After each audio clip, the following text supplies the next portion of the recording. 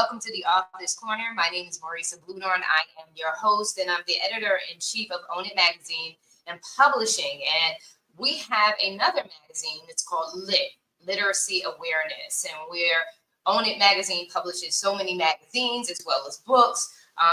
We felt it important for us in the Author's Corner to really talk about the importance of literacy. And so today our focus is again on global, reaching out to the whole world and getting connected in a deeper, more personal way. And so welcome to the Author's Corner. Taking center stage and owning it with me is contributing writer Teresa Palmer. Yay! Welcome, everyone. And we're going to kick it back off to where we were talking about last week. Let me see. We got a shout out. All right, Doris, thank you for chiming in today. We were talking last week in regards to being global, this importance of, becoming global, just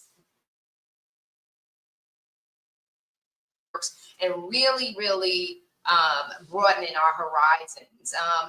I know that books were written for us to escape from our present. Sometimes they're entertaining, they're educational, building our knowledge, spreading our perspectives on lives.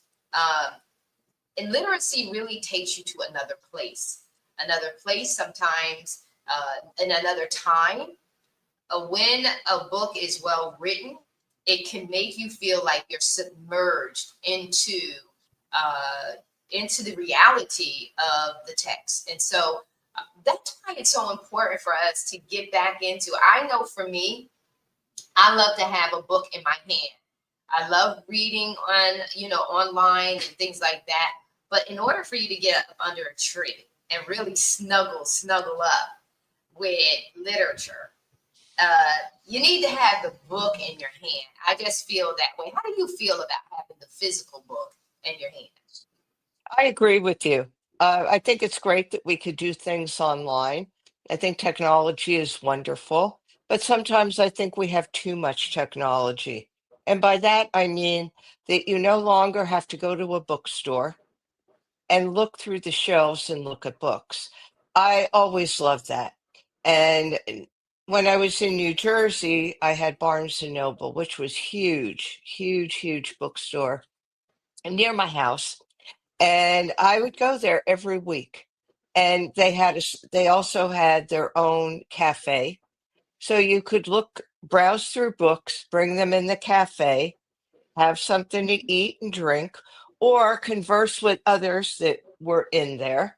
Or they had quiet spots where you could go if you were working on a project and you were also browsing through some of the books. So I always loved that. When I moved to Alabama, they have Books a Million, but I don't really see people in there. It's not really a place, I don't think, to sit and kind of spend time. But I think that's because of the way our world has become anyway, that we feel like if we're walking around a bookstore, we're wasting time, which isn't what it is. I think it's important physically to go to these places. There is a Barnes and Noble that's about 20 minutes from me, which isn't a bad ride. And again, I'm looking to reconnect with that, meeting people in there talking. I don't know if they still do it, but I know sometimes with authors, they would host certain authors and you would come and you would talk about your book. And I was told through a writing community that they don't do that much anymore because people don't really come to these not online, in-person events, unless it's like somebody really well known or something like that. And I think we need to get back to those things because as wonderful as it is online, and books do take you any place you want to go. One of my favorites is All the Light You Cannot See. And it's the story of a blind girl in war-torn France. And it's just a wonderful book. And there's so much history and I'm a French student. I study French. And there was so much I learned from that about the period of time when the Germans invaded France and what it was like. And, it was so vivid seeing it through, and I want to say the eyes, no pun intended, of a blind girl that used her other senses so fully. And it is such a rich book. And I think those are the experiences that we get from books. And yes, I read it online and then I saw the movie on Netflix. So I did do it online, but I also at one point owned a copy of the book. And once I moved, I had to get rid of a lot of things. And some of the books, I kept a certain amount of books that I really liked. But I used to have an entire library. My whole downstairs of my house was just a whole library. And I had bookshelves that were built in the wall by the fireplace. And it was just really wonderful to have all those books. Of course, when we went to move, it wasn't that wonderful trying to get rid of them. But Yeah. I put them out in front of my house, and people would come and take them. And I thought that that was just a wonderful thing too, to have people come and take books, to give your books away if you don't need them anymore or if you're downsizing. So again, I know I got a little off track, I always do, but it's important to have the technology to be online, but it's also important to feel the energy of the book. And I think you could only do that when you hold it in your hands because we are all energy, we are all substance. And that energy does get transferred from person to person, from thing to thing. And I think that when you have that experience of holding a book in your hand, it actually does help transport you more into Oh, that book because you're getting the energy of that book. yes.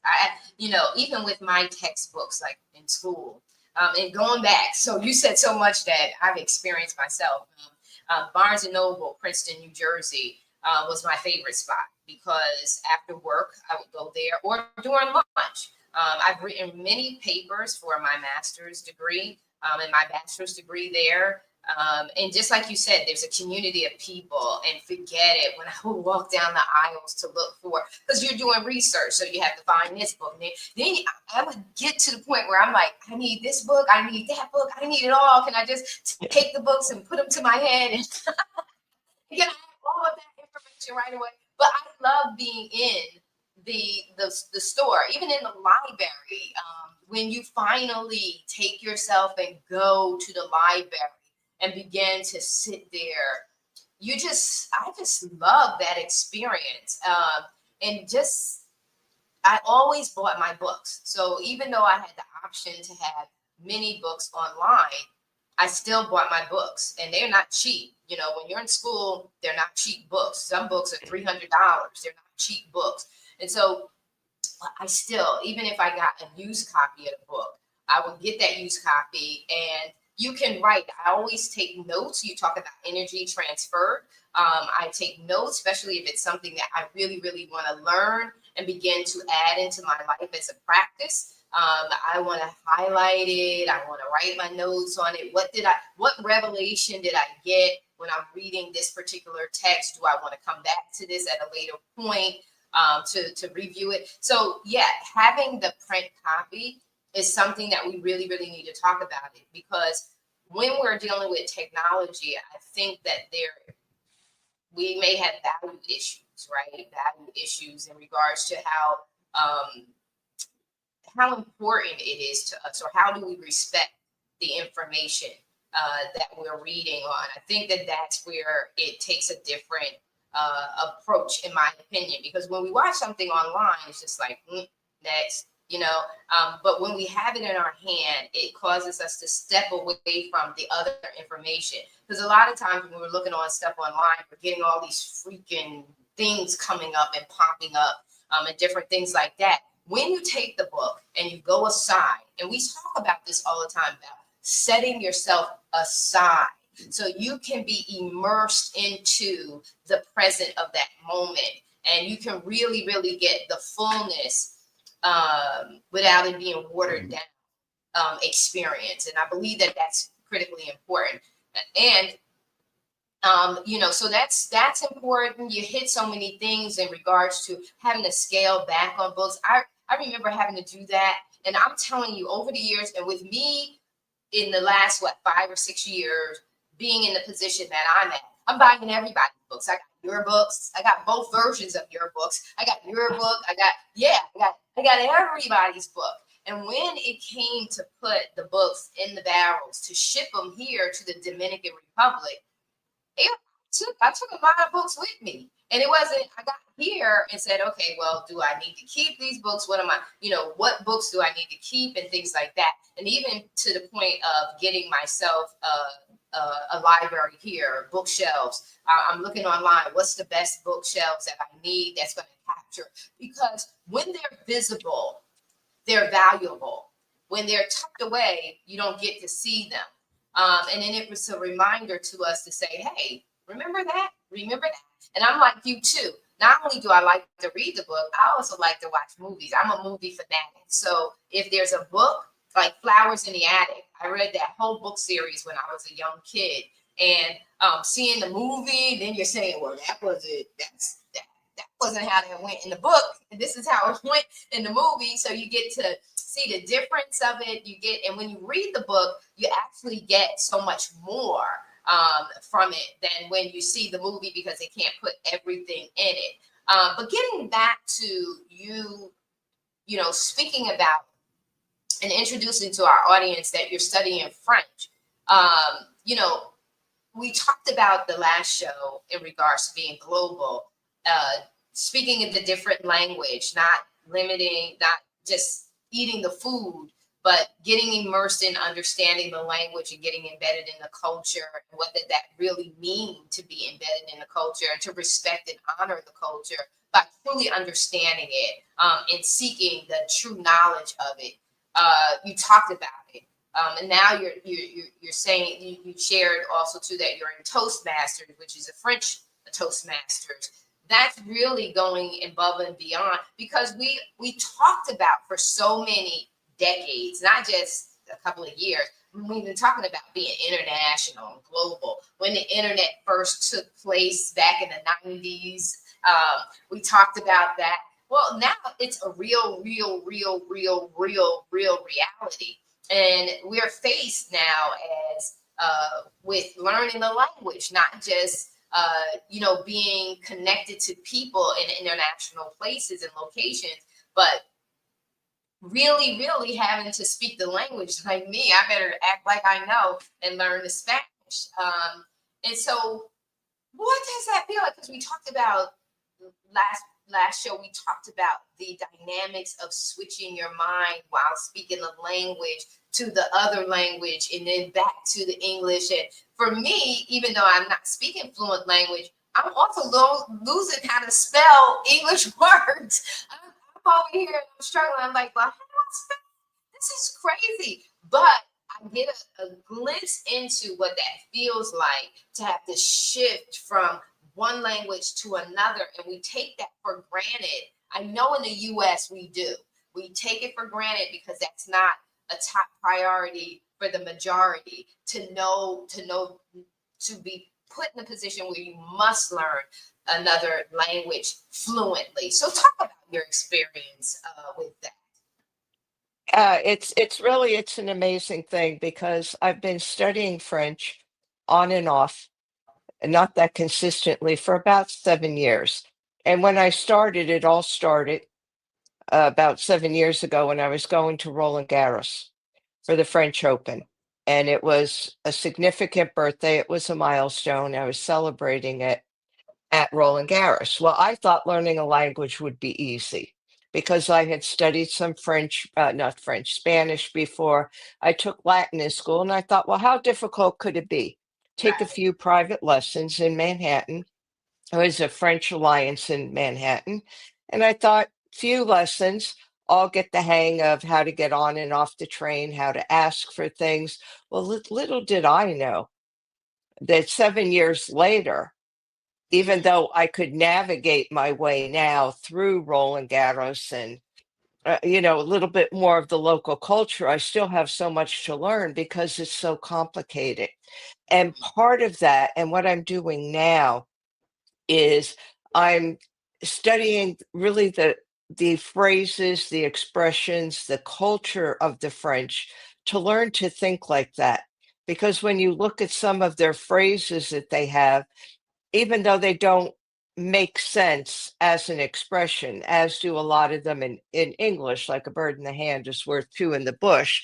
There's similar things in French, but it gives you an understanding of why do the people think like that?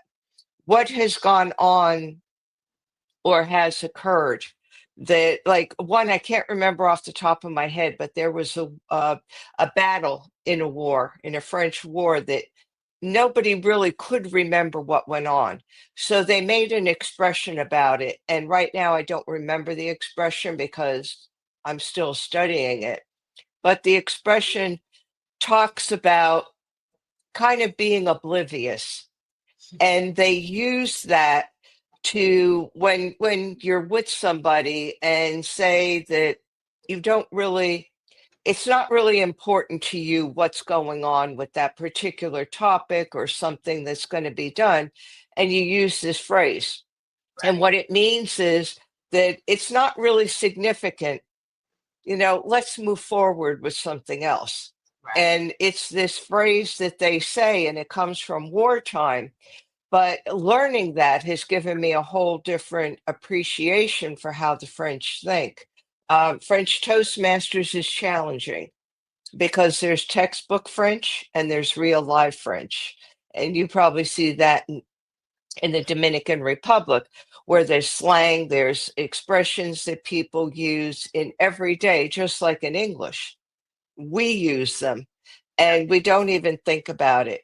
And it's just such an enriching experience because even though it's difficult, and even though you may not think that you're doing that well, you still are gaining that headway into the language. And for me, I find if I don't think about it, I have to get out of my head because Yes. if I think about it, I can't speak. It's difficult because I'm trying to go from English to French. But if I immerse myself in that conversation, what the person's saying at the moment, what's happening, I could come up with an answer. I may not be totally correct with the grammar, my sentence structure, but the word gets across, the meaning gets across. And I think that's really what being in a French Toastmasters has taught me is I'm not going to be perfect, but I'm at the point now where I could give a 5 to 7 minute speech in the French language and it's understood by people because I'm able to get the emotions, the energy out from it, and the message rather than stringing words together. And the Right. first speech I gave, oh my goodness, I strung everything together.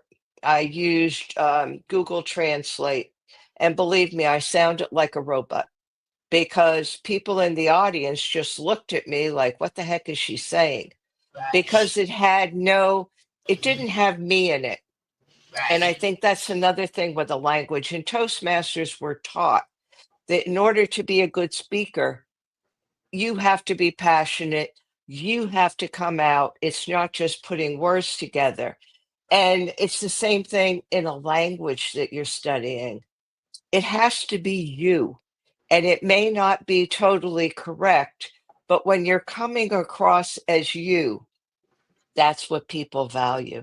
Yes. That's what they value. They don't value the fact that, oh, okay, I'm in Spain, I'm trying to speak Spanish. Yes, I think that that's important to recognize that culture, to honor that you're in another culture, another language, and do your best to honor that. But I think what the people really appreciate the most is when you put yourself into it and when you really are you.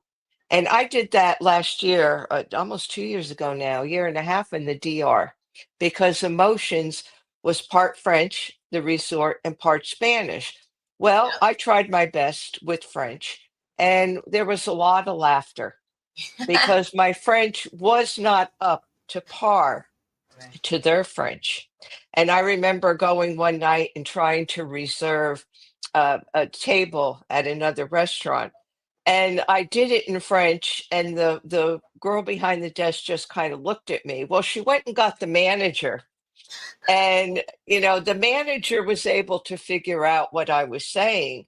Right. And it was so cool because she said I was speaking too slow for her, and she Wow. didn't grasp a lot of the words that I was saying, and she wanted to honor me Right. speaking French, so she didn't want to say something that may seem to me like she wasn't listening to what I was saying.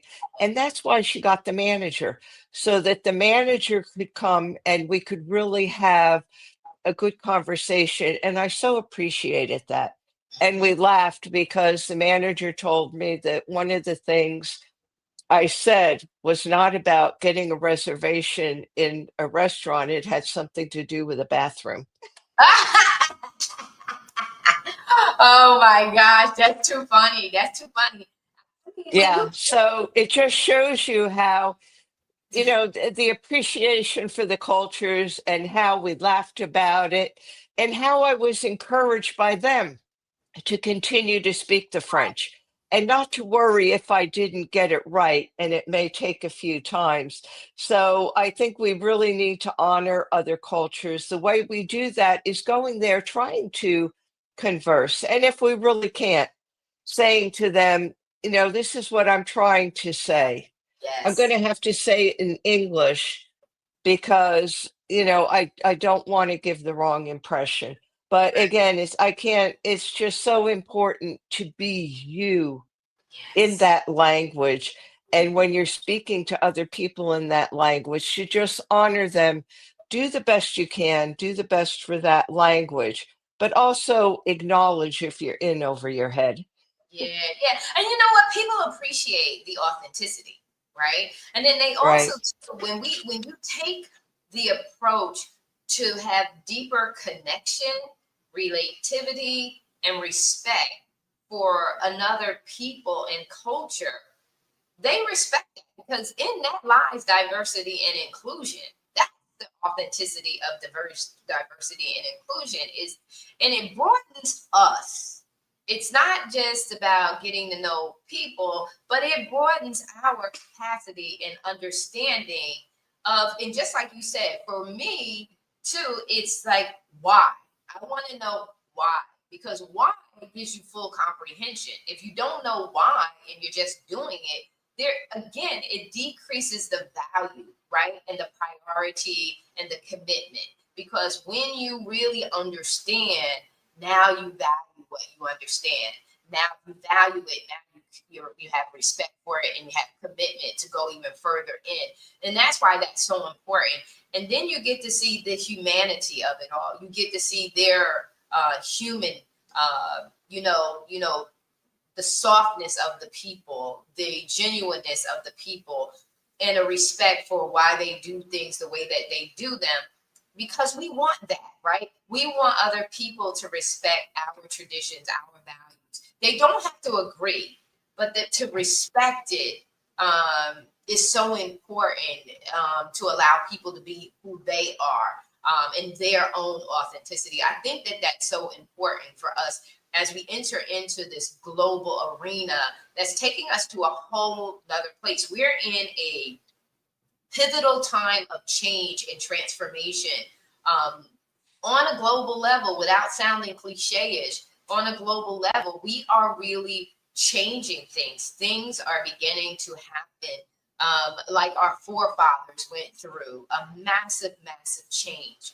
And I believe that if we as human beings learn to embrace and respect one another, this could be a beautiful transformation and a transformation that will bring us to even a deeper level of unity across the board as humans. And so this has been really, really good. I love this topic because, like I said, knowledge, knowledge is power. but knowledge applied is powerful. When we apply what we've learned, when we apply, learning from different people and different perspectives, it gives us a different way of looking at things that we may not have ever thought of. If I didn't come here, I would never be cooking cornbread from scratch. So cornbread, you know how we go get Jiffy cornbread? No, they don't have Jiffy here, and I love the Uh, cornbread. And so I had to actually learn how to make cornbread from scratch. So that I can have something here in this country that I really, really love.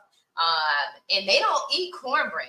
They have cornmeal here. But when I made cornbread and start giving it out, because I love people, right? And I love cooking and I love sharing. And I started sharing it. And they were like, Marisa, this is rich. I said, yeah, because I don't know what you guys call pastries, but they ain't pastries because they're not sweet. Like, it's very rare that you find the sweet, sweet, sweet pastries here like we have in the US. And so they were like, Marisa, this is very rich. But just imagine all of the things and the foods and the different mindsets that we would never experience if we don't talk to people who are not exactly like us. People who are different from us can open us up to see things in a broader perspective. And then Definitely. to be introduced to something that we could really, really enjoy, that if we're narrow-minded, we'll never have that experience. I love oxtails. I love curry chicken. I love sushi, cooked, raw. I love it all. I love Thai food. I love Ethiopian food. I like peanut butter with my chicken. If you cook it right, it tastes nice. So who would have ever thought of these different things that you would actually eat and experience? I love pineapples on my pizza. So I do love that Hawaiian pizza. I love that. I believe that when you bite into the pineapple and you taste the cheese and it's hot and it's gooey, it's just something refreshing as well as fulfilling at the same time. If you're narrow minded, you don't get to experience those things. And so, Teresa, I'm going to let you close us out. I said what I had to say. This global thing is a beautiful thing, and I love it. Yeah. Yeah. I remember when, oh, a long time ago, went to Disney World in Florida. And one of the most popular attractions at that time was It's a Small World. And that Mm, was back in a time when there were no computers. And that transported you into so many cultures and just so rich and such an experience that I remember waiting in line over an hour just to get in there. wow. And, now we have that same experience globally because it is a small world. And Yes, you it said about, people different than you.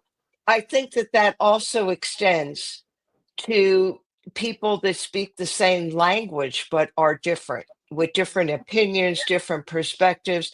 I think that in order for the world to come together, we need to even come together within ourselves of letting people express who they are, of letting people be individuals.